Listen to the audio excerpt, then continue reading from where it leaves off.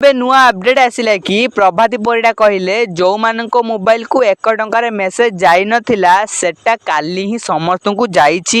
ଆଉ ଯେଉଁମାନଙ୍କୁ ଯାଇନି ତୁମେ ବ୍ୟସ୍ତ ହୁଅନ୍ତୁ ନାହିଁ, ଆପଣଙ୍କର ମେସେଜଟି ପେଣ୍ଡିଂ ଅଛି। ତ କ'ଣ କହୁଛନ୍ତି ପ୍ରଭାତୀ ପରିଡ଼ା ଶୁଣିନିଅ। ଦେଖନ୍ତୁ, ସୁଭଦ୍ରା ଯୋଜନାରେ ଶେଷ ହିତାଧିକାରୀକୁ ପ୍ରଥମ କିସ୍ତି ମିଳିବ ସେପ୍ଟେମ୍ବର 17ରେ। ଆଜି ଯେଉଁ କିସ୍ତି 25,11,000 ଜଣ ମାଆ ମାନେ ପାଇଲେ। ତ ଯେମିତିକି ଶୁଣିପାରିଲେ ପ୍ରଭାତୀ ପରିଡ଼ା ନିଜେ କହିଲେ ଯେଉଁମାନଙ୍କ ମୋବାଇଲକୁ ମେସେଜ ଯାଇନଥିଲା ଆଉ 1 ଟଙ୍କାର ସେମାନଙ୍କୁ ମିଳିଯାଇଛି।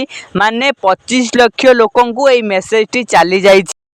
ଯଦି ଆପଣଙ୍କ ମୋବାଇଲକୁ 1 ଟଙ୍କାରେ ମେସେଜ ଯାଇନାହିଁ ତାହେଲେ ଆପଣ ବ୍ୟସ୍ତ ହୁଅନ୍ତୁ ନାହିଁ ମାଉସୀମାନେ, ତୁମ ମୋବାଇଲକୁ ଆଜି ସୁଦ୍ଧା ମେସେଜଟି ଚାଲିଯିବ।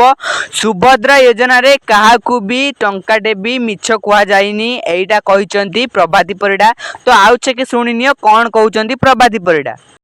ସେଇ କିସ୍ତି ଯେତେ ରେଜିଷ୍ଟ୍ରେସନ ହେଇଛନ୍ତି ସମସ୍ତଙ୍କୁ ମିଳିବ, ପର୍ଯ୍ୟାୟକ୍ରମେ ମିଳିବ। ଆମ ପାଖେ 51 ଲକ୍ଷ ଆପ୍ଲିକେସନ୍ ଅଛି। ତା ବାହାରେ ଯେଉଁମାନେ ବି କରିବେ ସମସ୍ତଙ୍କୁ ଏଇ କିସ୍ତିର ପଇସା ମିଳିବ।